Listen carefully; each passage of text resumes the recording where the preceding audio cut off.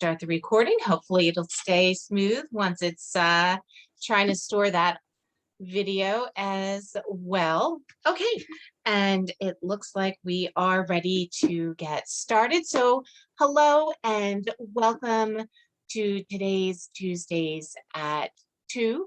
I am your host, Antoinette LaGrossa. I am with ShillerLearning. We are a Montessori-based math and language arts curriculum, as well as tons of other resources available to support you in your homeschool journey. We are part of the Rising Stars Foundation, and our goal is to help every student fulfill their potential. Is there anyone here who is new to ShillerLearning and the resources that we have to support you? Let us know. I do want to make sure that you are aware of all of those.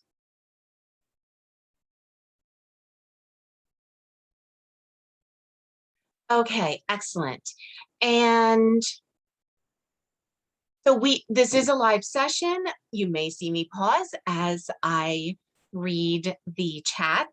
And if you do have any questions during the presentation, feedback, whatever it is, thoughts, go ahead, put those into that chat. I do work them in during the presentation. We also have Q&A at the end. So if there's something you want to talk about that's completely unrelated to fall activities, or want to look at, discuss some extensions for these, you can do that at the end also. We are welcoming fall. So it's a great time to get back into those warm beverages after we've been having all the cool drinks of summer. So if you are familiar with our previous sessions, you recognize the cup mom goals, getting to drink coffee while it is still warm. So we are back into that full season. Fall is a great time to freshen up your homeschool shelves, whether you have them set up in a Montessori style classroom. If you're not familiar with what that is, we do have some videos on the ShillerLearning YouTube channel for setting up your homeschool space in that Montessori style with the open shelving and open trays. The trays are really convenient because it means that the child is going to simply be able to pick up a tray. It'll have all of the materials for an activity. And by having them where they're visible, it leads to more convenient child-led, interest-led learning. Now, before we dive into some of the activities, I'm going to suggest that you go on a nature walk. Montessori does not need to mean that you are busting the bank purchasing materials. And fall shelf works and activities, it's a great opportunity for simply going out on a nature walk.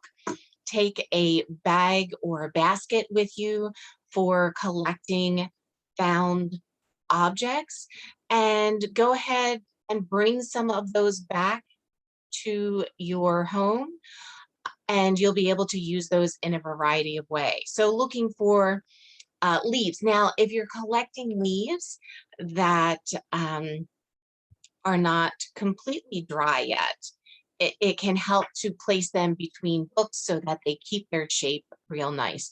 So an assortment of leaves from a variety of trees, even twigs that have fallen, bark, acorns, pine cones, different seeds and nuts, all of those things that you can find where you're not, necessarily going to be disturbing a plant or picking living flowers. So with this, you don't need to be as much concerned about it being in your own space or having permission from the landowner before you are doing that. So in a public park, this would be an okay activity. In our flower collecting, when we talk about that in the spring session, we do recommend that you not pick anyone's live flowers or plants without permission. Okay, so take them out on a walk. Now, this is also a great time for your nature journals, bringing along a small pack of colored pencils, letting them make some observations, draw pictures of the trees where they are collecting those leaves, the landscape, make observations, have some quiet time. And then once you have a nice assortment of those materials, let me just move this up. There we go. Sometimes things bounce around for me. Okay, so now you've just collected a bunch of materials absolutely free, no cost. And I'm frozen. Okay, I'm frozen, and then now we went too many slides.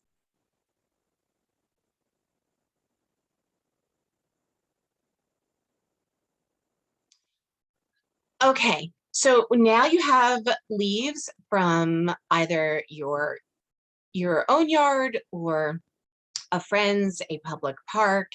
One of the activities that makes a really nice keepsake to do with those is to create a collage of trees in your town. So your child can either paint the stem, color that with markers, colored pencils, cut out a stem from colored construction paper, and then paste one of each of the different leaves that's been collected on the walk.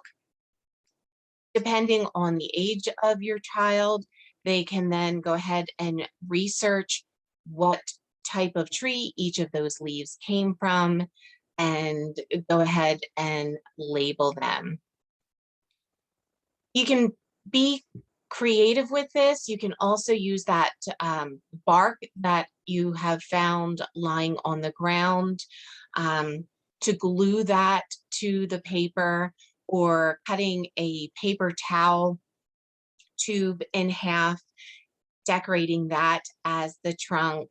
So there's a lot of ways that the child is able to get creative with this, and it does really make a nice keepsake, especially, if you later move from your geographic area, to be able to remember the type of trees from the former home. A follow-up extension activity to this would be to create nomenclature cards for those different leaf types. Is there anyone in the session who is not familiar with Montessori three-part cards? If you want to just put that in the chat box.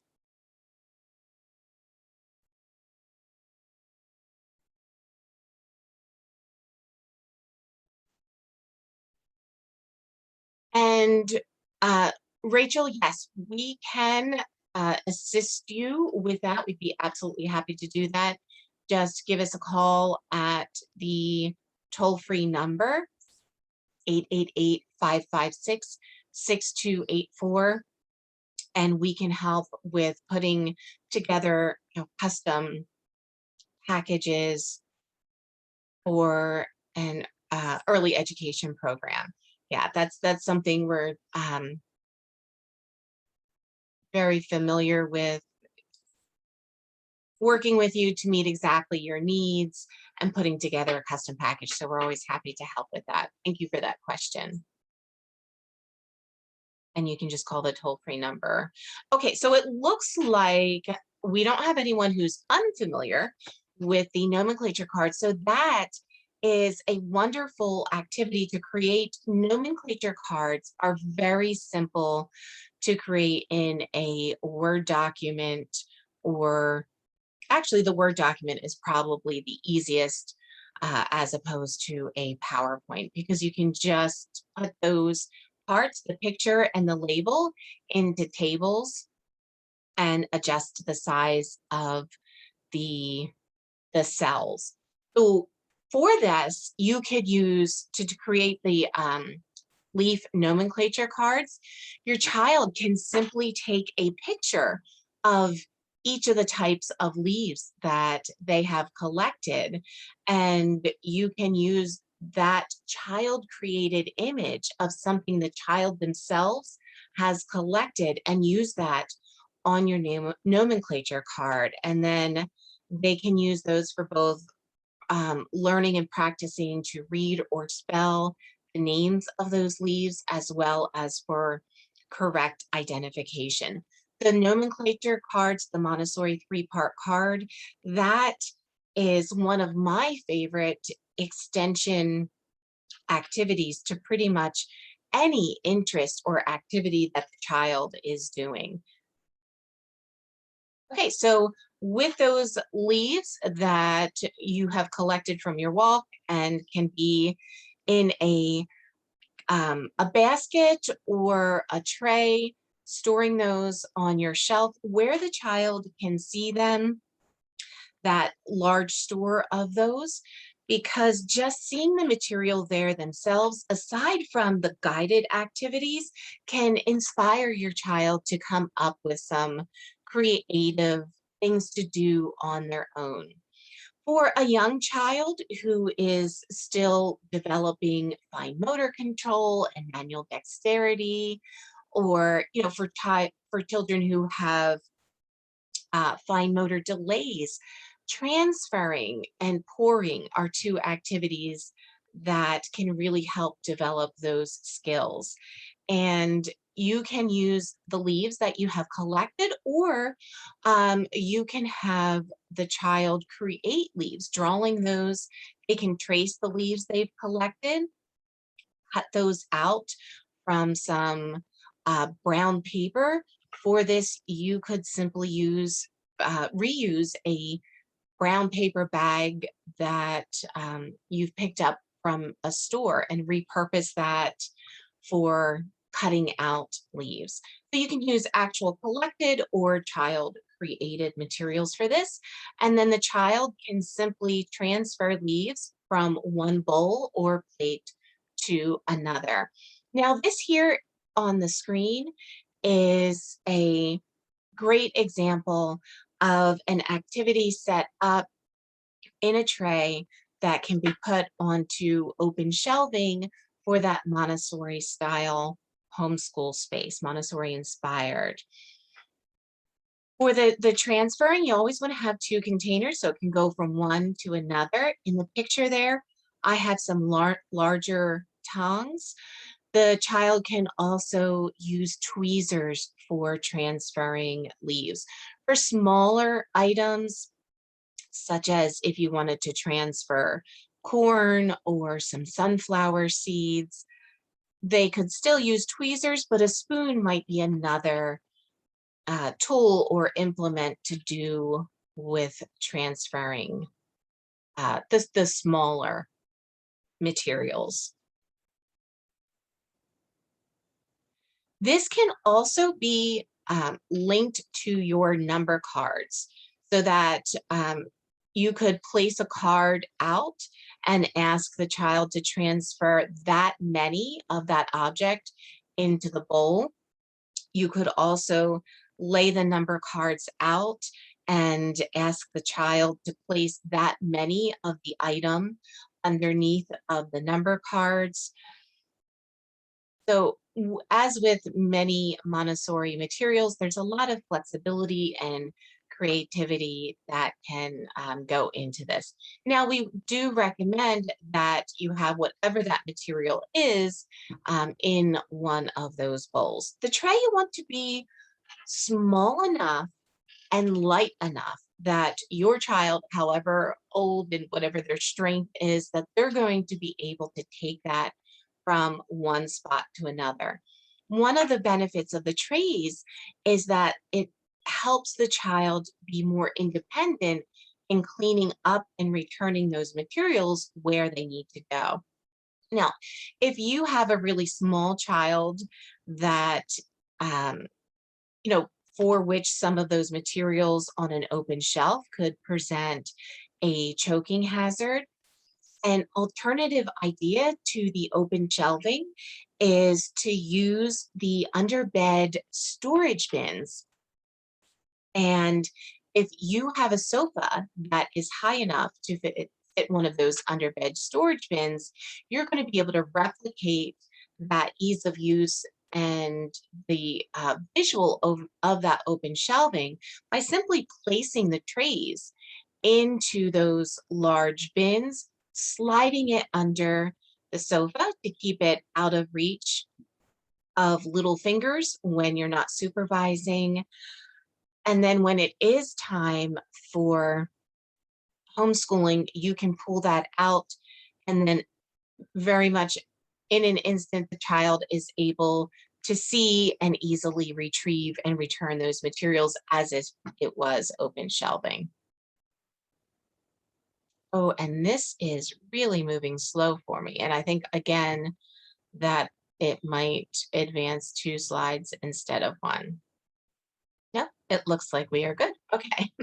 So leaf sun catchers or placemats. This is one of those activities that for myself, when I was a child, I absolutely loved. And a dear older neighbor friend had helped me go and collect the leaves for this activity. And still many years later, many years, this is a great memory for me.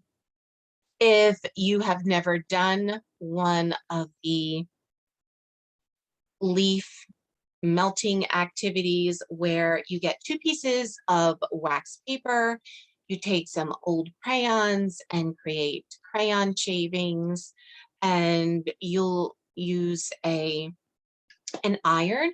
You want to use a towel to protect the wax paper. So you'll have a towel between you put down 1 layer of wax paper, the leaves, sprinkle crayon shavings into a design or pattern or just random. Place another sheet of wax paper on top of that. A towel goes on top of that.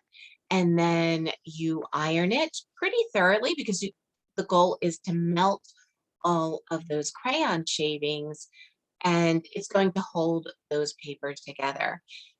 You can then use that as a placemat. You can add some decorative trim to it using construction paper or some fabric. If you have create some bias tape, or you can get that at a supply store. That can be glued onto it, or simply cutting it into a smooth edge. It can also be cut into smaller bits to do other things like create a sun catcher to hang in the window, or Christmas ornaments. Again, let your child get creative with the ways that they want to use the material. Another thing that you can do instead of using an iron is to simply use clear contact paper and place the leaves onto that. Now with the contact paper, in addition to using crayon shavings, you could use little bits of paper, or if you are not completely opposed to glitter in your house, glitter is another thing that you can put into that if you're using the contact paper. Now, for any of the art projects, one of the things that you can do is to assemble all of the materials for the art project onto a tray, absent the iron, of course, onto a tray and place that onto the shelf. And then it could spark your child's curiosity of, oh, what are these materials for? And then you can pull those out, explain the activity, and that way even a craft or an art project can be done in response to that child interest.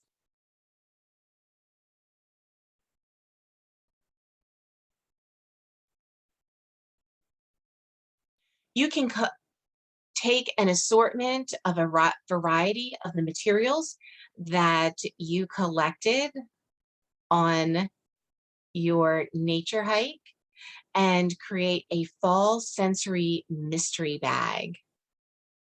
And I am waiting for this. Amanda, is the video and the sound still smooth? Yes. Okay, excellent. So the video and the sound is smooth. I don't know why it's taking so long to go from one slide to another, but at least the video and sound is smooth. I'll take delayed slides over choppy video and sound.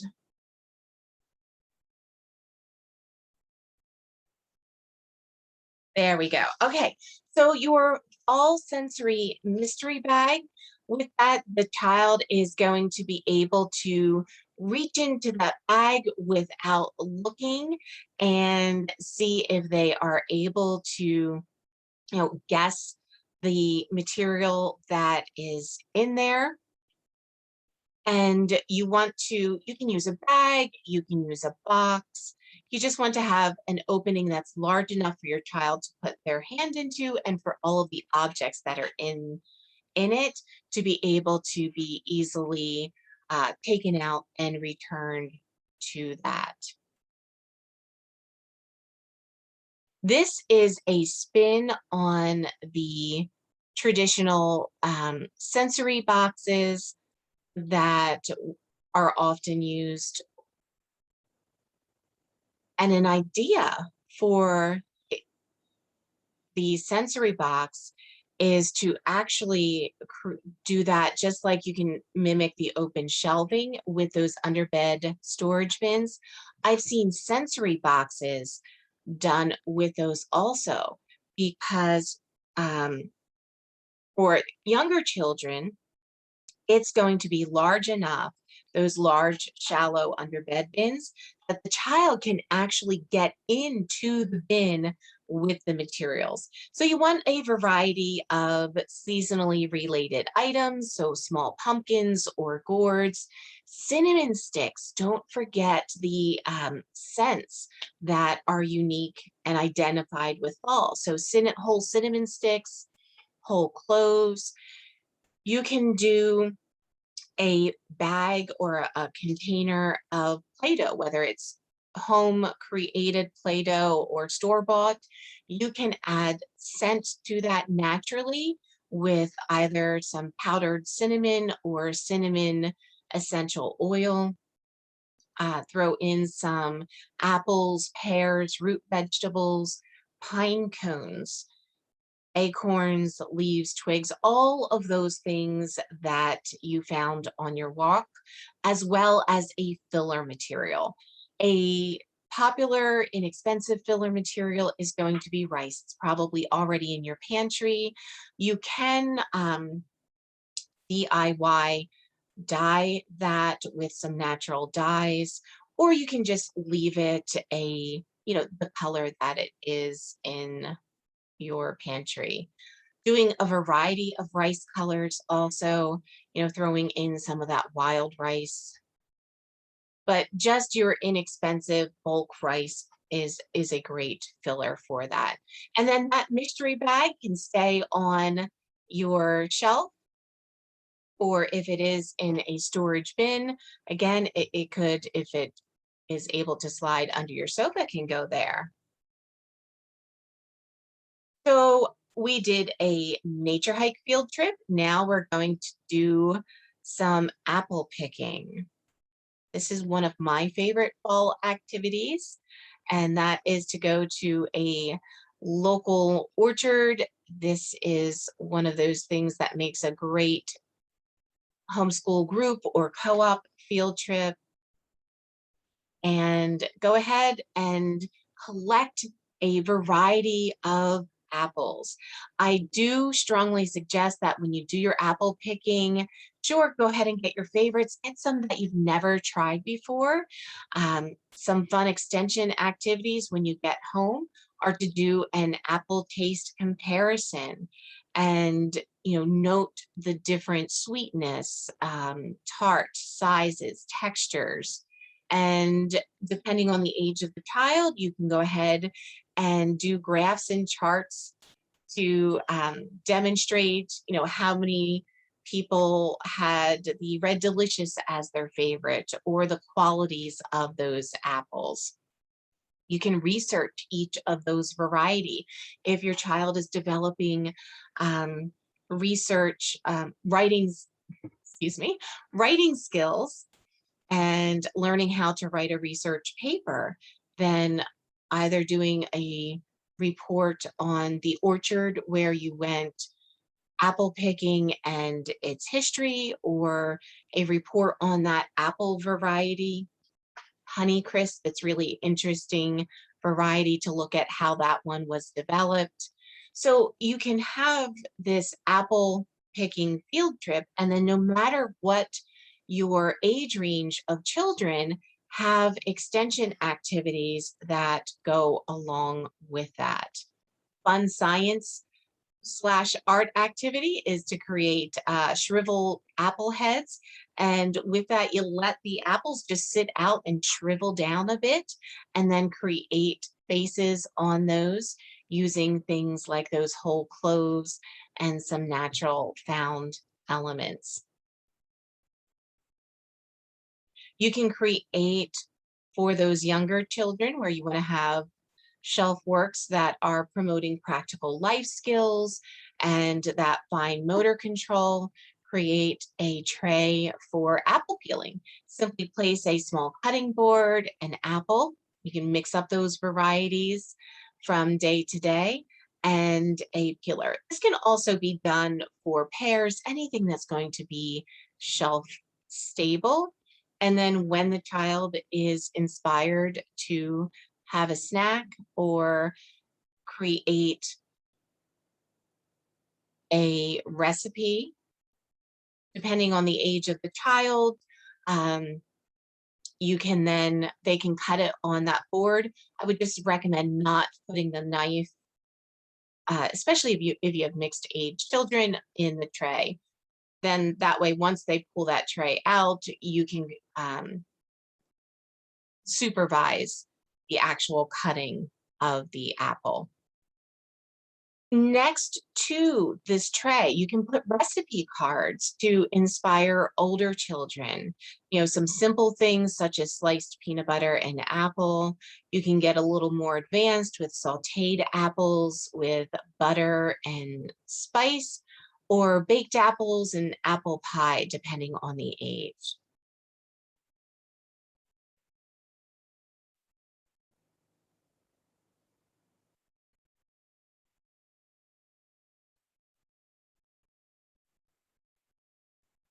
And I'm just, okay. Also, keeping in with the apples, you can do bobbing for apples science style. And for this, you can have a tray with a large empty bowl. And I say empty simply because if you want a small child to be able to get that tray, then you don't want it full of apples. But you can also do this with just a single apple. You have a bowl, a container of salt, some measuring cups, and I'm still waiting for this slide there.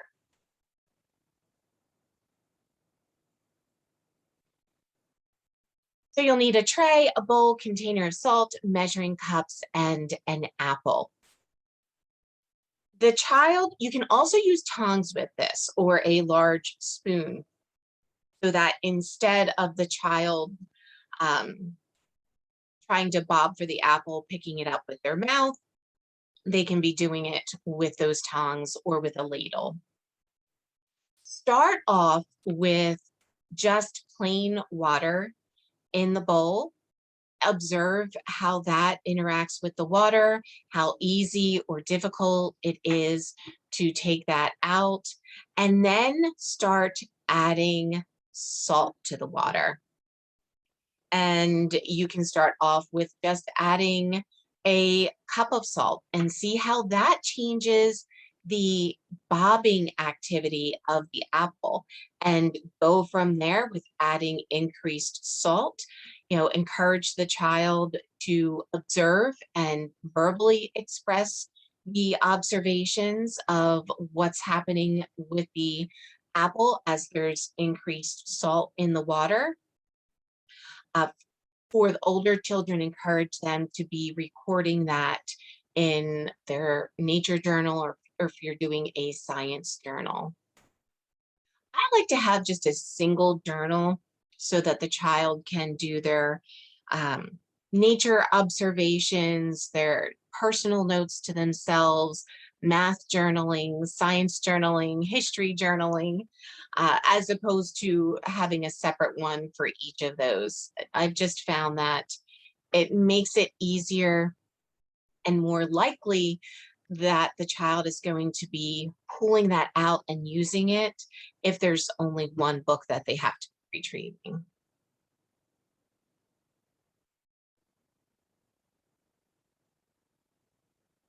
The next station is also going to help make snack time easier and more convenient, and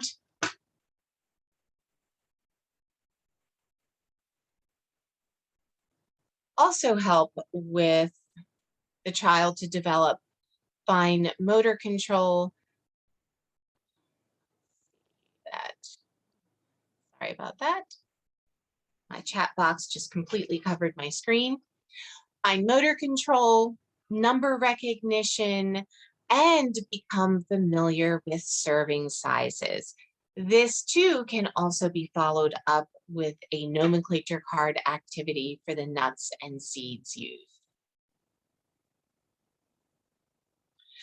And so you'll have a larger bowl in which whatever that snack is. Again, you'll want something shelf stable.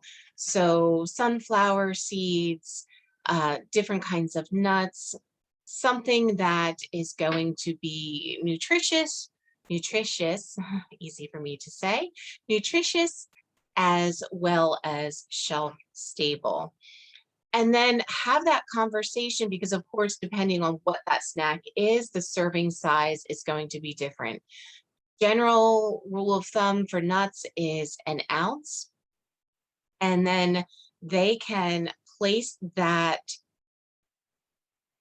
smaller container, in this instance, I'm using a ramekin, place that onto the scale and add just a serving size, in that case, an ounce of nuts.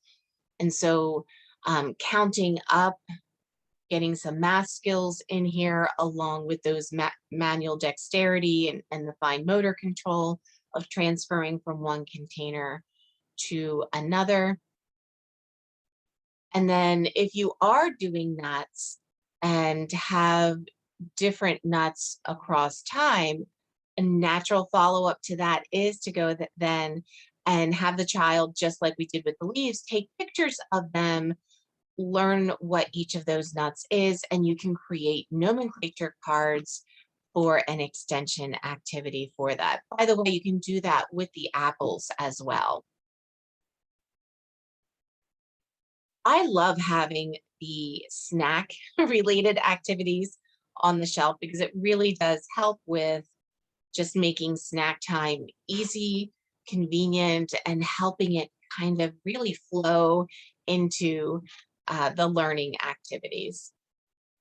Let's talk literature.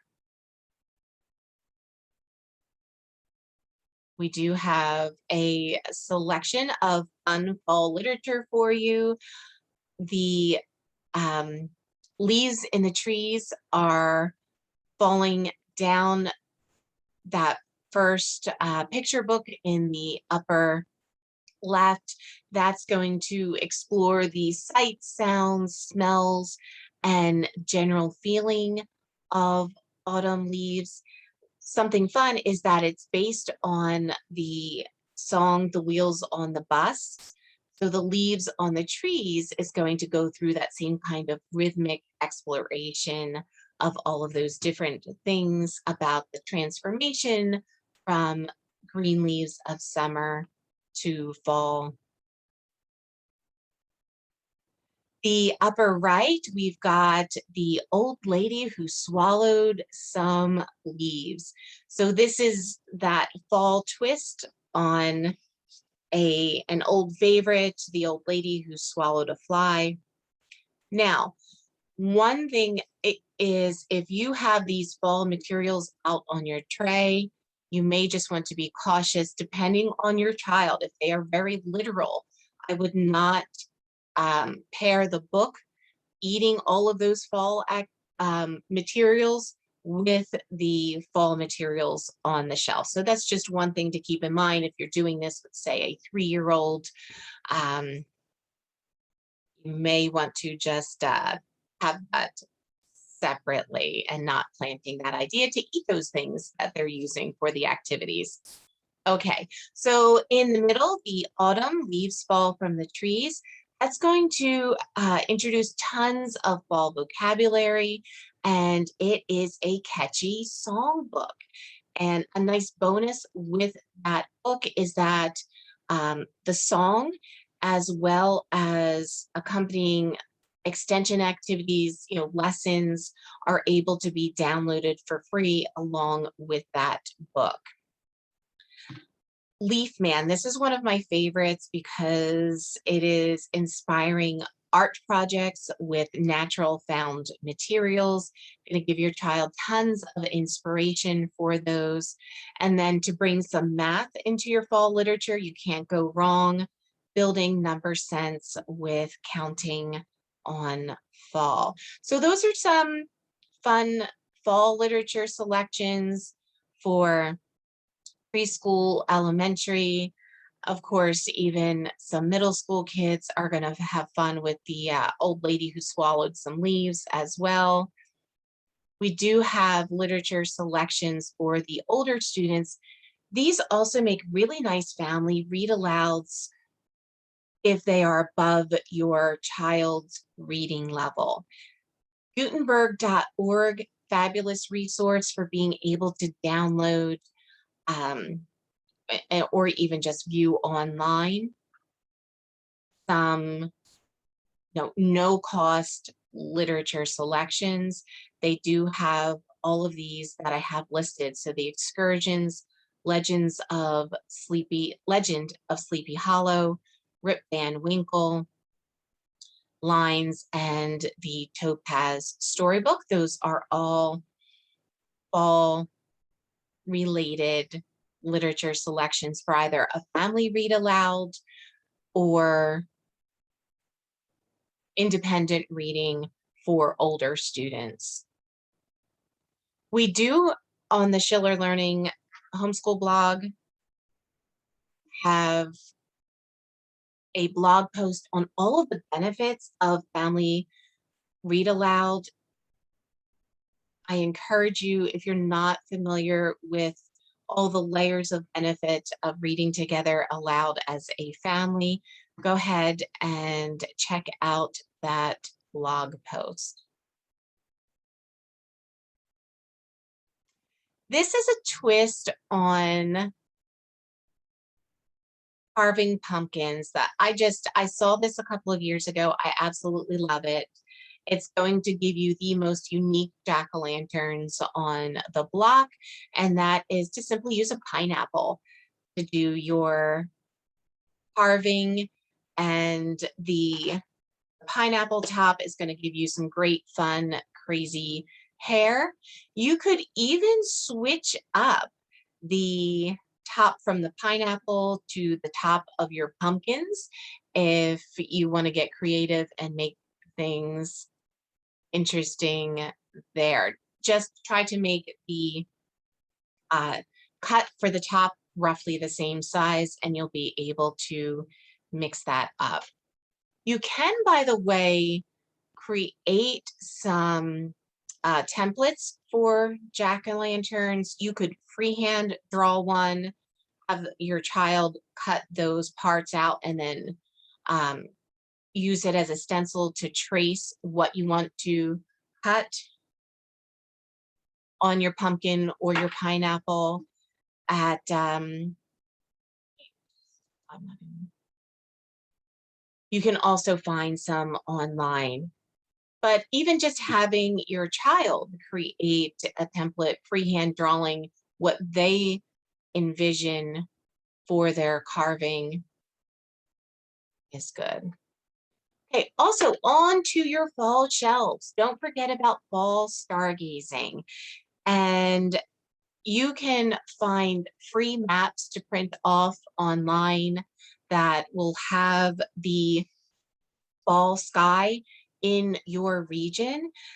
Print it on cardstock or heavy paper, place that onto your shelf and use that as a reminder to go ahead, head outside, cool fall evenings and the beautiful clear skies of fall make for some of the best opportunities for stargazing.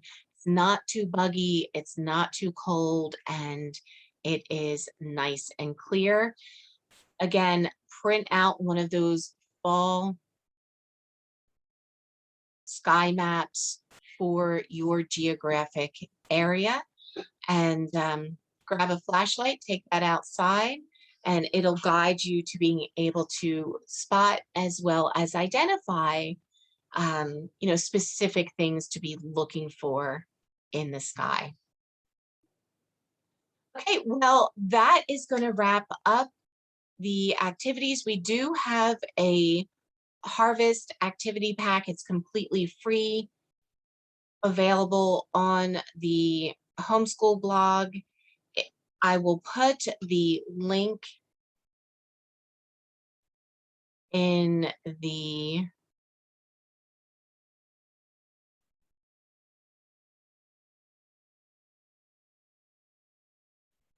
comments of the replay.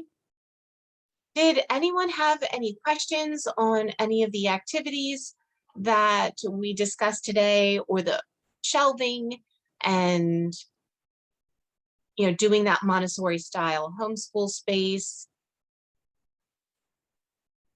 I like to switch out my shelving on a monthly basis and say, okay, this is the season we're in. This is maybe a holiday or a special family event that is taking place, and make sure that,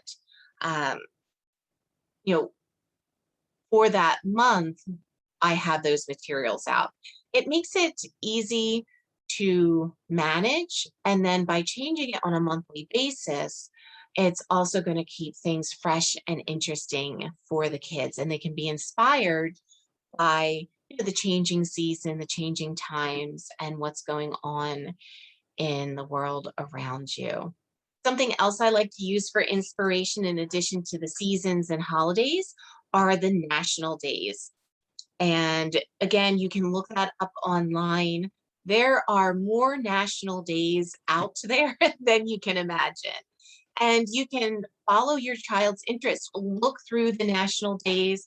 By all means, I wouldn't attempt to observe all of those, but spot for things that either your child is going to be learning about that year, or that your child has a particular interest in, and then work that into your schedule. They can be a lot of fun, and it also helps to create that sense of community, and we're taking place in this larger thing based on your interest, or topics that you will be studying anyway during the year. Oh, excellent. So you switch that out bi-weekly with your book's coloring pages. Yeah, so bi-weekly, some people even do it weekly, but again, it's just that planning and that time. So doing that definitely with the book's coloring pages, that is another thing that you can do, themed around the seasons and holidays.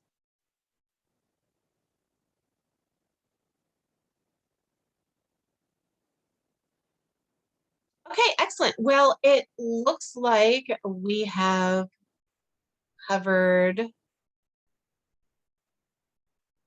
all of those. So thank you for joining us. It was an honor to have you here with me today. And I hope you will come back next week, Tuesday at 2. Thanks, guys. Oh, wait. I almost hit end. Okay, excellent question. So how often should you rotate these crafts? And if the child is not interested, how long should we wait before replacing it? So now, if your child doesn't themselves initiate going and pulling it off of the shelf, you can take that off the shelf and explain it to them, uh, demonstrate the activity. And then if they're not interested, try presenting that a couple of more times.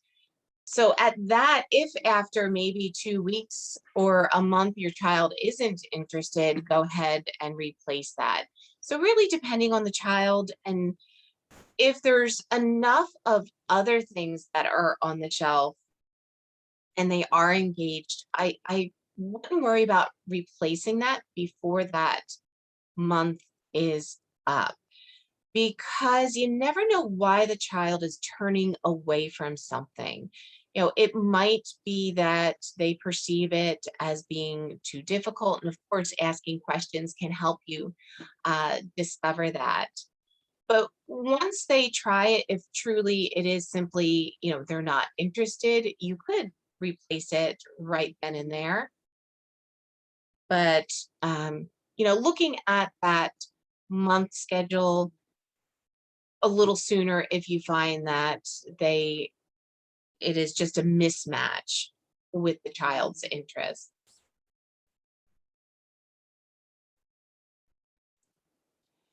Yeah, and so these are some things to add to, especially your practical life. If you are doing that Montessori style homeschooling, switching those out in your practical life. Of course, you can incorporate them into your math materials, um, reading materials with the seasonal literature. And then if you do have those other things like Legos and Play-Doh in your learning area, which of course both of those are educational, that is great to incorporate in a seasonal way too. Okay, well, thank you for your questions. I always love questions, and I always get great ideas from all of you. So thank you for that as well. The link for that Harvest Activity Pack, if you have not downloaded that, will be in the comments. Do explore our homeschool blog. There is an entire category for free activity packs. That Harvest Pack is one of those. Okay, thanks guys. See you next week.